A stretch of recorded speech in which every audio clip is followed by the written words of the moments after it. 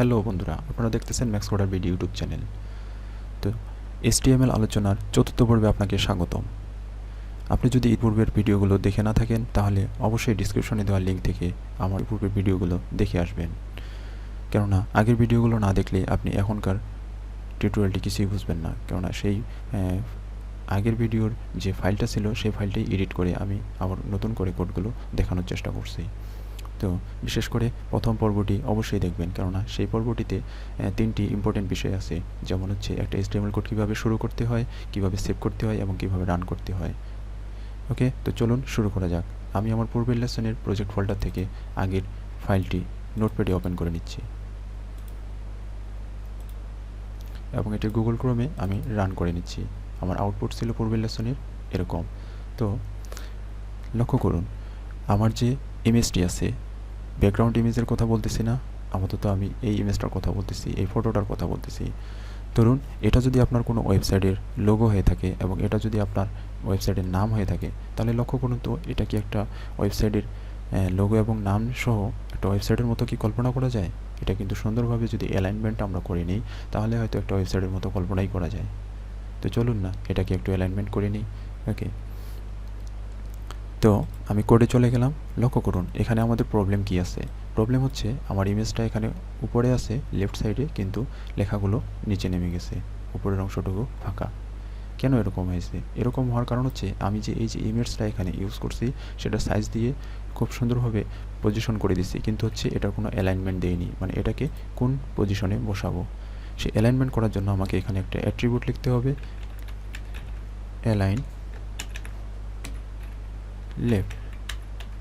ওকে, আমি সেভ করে নিচ্ছি এবং Ctrl+R দিয়ে রিলোড দিয়ে নিচ্ছি। দেখবেন লেখাগুলো আমার ঠিক পজিশনে চলে আসছে। ওকে, আচ্ছা লক্ষ্য করুন তো এখন একটু দেখতে আরও ভালো লাগতেছে। এই পাশে যদি আপনার লোগো এটা হয়, ওয়েবসাইটের নাম যদি এটা হয় এবং নিচে একটা সুন্দর করে হালকা বর্ডার দেওয়া আছে, মনেই হচ্ছে যে এটা উপরেরটা হেড অংশ বা হেডার অংশ, তাই কি না? তো এখান থেকে আমি এখন এটা যদি একটু কল্পনা করি, যে কোনো ওয়েবসাইটে দেখবেন রাইট সাইডে একটা বাটন থাকে, সেটা হচ্ছে লগ আউট বাটন। এই রাইট সাইডে যদি আমি লগ আউট বাটনটা দেওয়ার চেষ্টা করি, চলুন দেখে আসি তাহলে কীভাবে হয়। এই লগ আউট বাটনের সাথে আমি একটা নতুন ট্যাগের সাথে আপনাদের পরিচয় করে দেব, সেটা হচ্ছে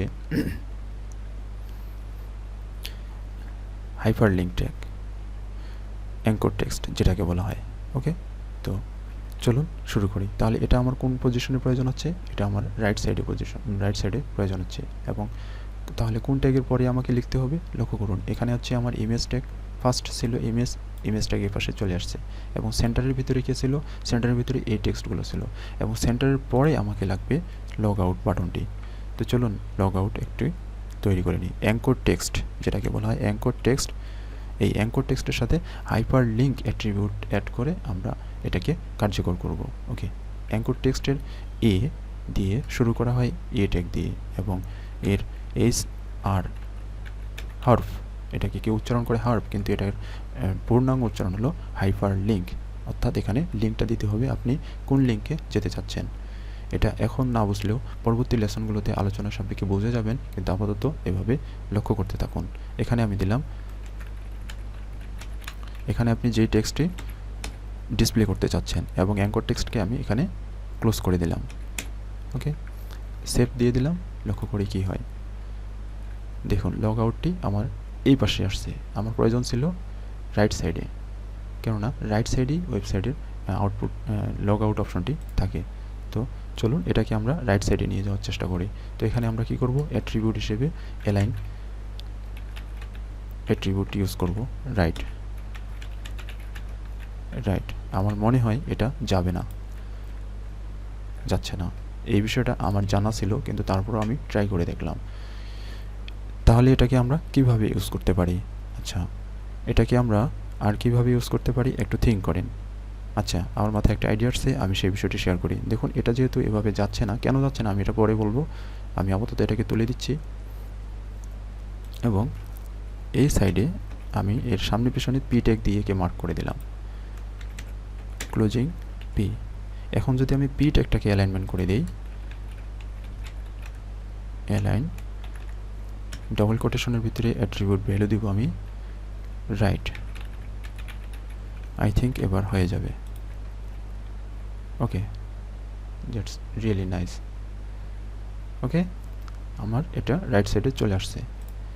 ওকে, তো এটা হচ্ছে দেখুন আমার এখানে কি প্রয়োজনের তাগিদে আমি এখানে পি ট্যাগ ইউজ করলাম।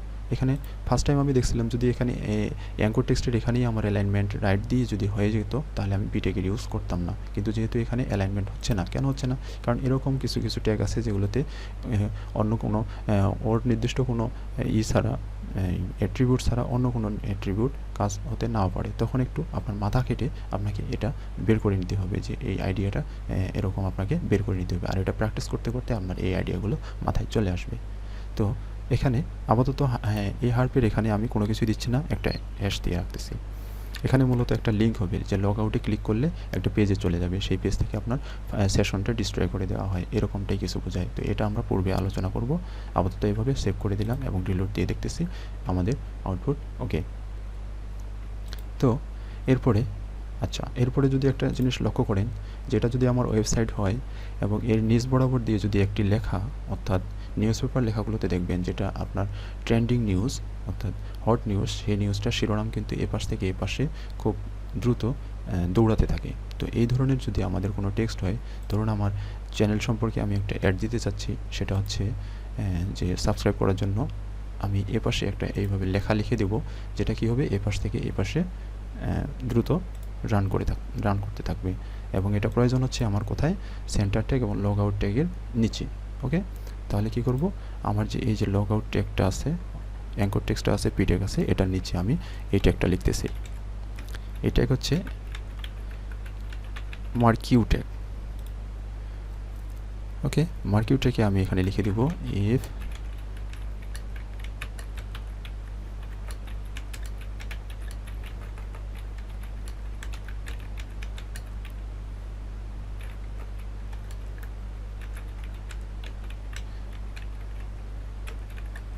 subscribe now। ওকে, তো এই মার্কিউ ট্যাগকে আমি এখন মার্ক করে দিলাম এবং আমি সেভ করে দিয়ে Ctrl+R দিয়ে ব্রাউজারে এসে রান করে দিলাম। দেখুন আমার লেখাটি দ্রুত এই রাইট সাইড থেকে রান হচ্ছে। আচ্ছা, লক্ষ্য করুন আমার একটি কোথাও এরর হয়েছে যে সম্পূর্ণ লেখাগুলি যাচ্ছে। আমি দেখি আসি এররটা কোথায়। দেখুন মার্কিউ ট্যাগটি আমি খুব ভালোভাবে করে দিতে পারিনি, এখানে মার্কিউ বানানটি আমার ভুল আছে, ডবল ই হবে। ওকে, সেভ দিয়ে দিলাম এবং Ctrl+R দিয়ে রিলোড দিলাম। এখন দেখুন ঠিক আছে। আপনার কিন্তু বানান অবশ্যই ট্যাগের বানান ভুল করা যাবে না। ওকে, তো এখানে একটু এটাকে আমি যদি ডিজাইন করি, ধরুন এর মার্কিউ ট্যাগের আমি একটা ব্যাকগ্রাউন্ড ব্ল্যাক দিলাম এবং লেখাটি দিলাম হচ্ছে হোয়াইট, তাহলে ব্ল্যাকের উপরে হোয়াইটটা অনেক ফুটে উঠবে এবং চোখে পড়বে। তো এটা যদি করতে চাই তাহলে কি করতে হবে? মার্কিউ ট্যাগের ভিতরে আমাকে কিছু অ্যাট্রিবিউট ইউজ করতে হবে, অর্থাৎ মার্কিউ ট্যাগের আমি কার্যক্ষমতা বৃদ্ধি করব। এর বিজি কালার দেব, বিজি কালার বলতে হচ্ছে ব্যাকগ্রাউন্ড কালার। ওকে, ব্যাকগ্রাউন্ড কালার দিলাম হচ্ছে আমি black, BLACK black, and COLOR colour দিলাম আমি হোয়াইট। কালার বলতে আমি টেক্সটের কালার দিচ্ছি হোয়াইট। তো দেখি আসি কি হয় আউটপুট। ওকে, আমার টেক্সটের কালারটি ধরেনি, কিন্তু টেক্সট এখানে আসতেছে অবশ্যই। আমি দেখি, এই যে দেখেন মার্ক করলে আমি যদি মাউসের বাটন চেপে ধরে ড্র্যাগ করি তাহলে দেখা যায় টেক্সটের কালারটি আসেনি। এখানে না আসার কারণ হলো মার্কিউ ট্যাগে এভাবে কালারটা নেবে না। তো এখানেও একটা আমাকে আইডিয়া বের করতে হবে। তো আইডিয়াটি হচ্ছে ওকে আমি পেয়ে গেছি। যদি এখানে সামনে আমি ফন্ট ট্যাগ দিয়ে দিই, সরি সামনে দেওয়া যাবে না, এটাকে দিতে হবে আমাকে এই টেক্সটটিকে শুধু FONT ফন্ট ট্যাগ যদি আমি ব্যবহার করি তাহলে দেখুন আমার ফন্ট ট্যাগ সামনে এবং পিছনে ক্লোজিং FONT ফন্ট দিয়ে দিলাম। এবং এই ফন্ট ট্যাগে যদি আমি এখন কালার দিয়ে দিই অ্যাট্রিবিউট দিয়ে ইকুয়াল ডবল কোটেশনের ভিতরে হোয়াইট, এখন মনে হয় হয়ে যাবে। তো চলুন রিলোড দিয়ে দেখি। দেখুন আমার কাঙ্ক্ষিত ফলাফলটি আমি পেয়ে গেছি এবং আপনাদের দেখাতে পারলাম।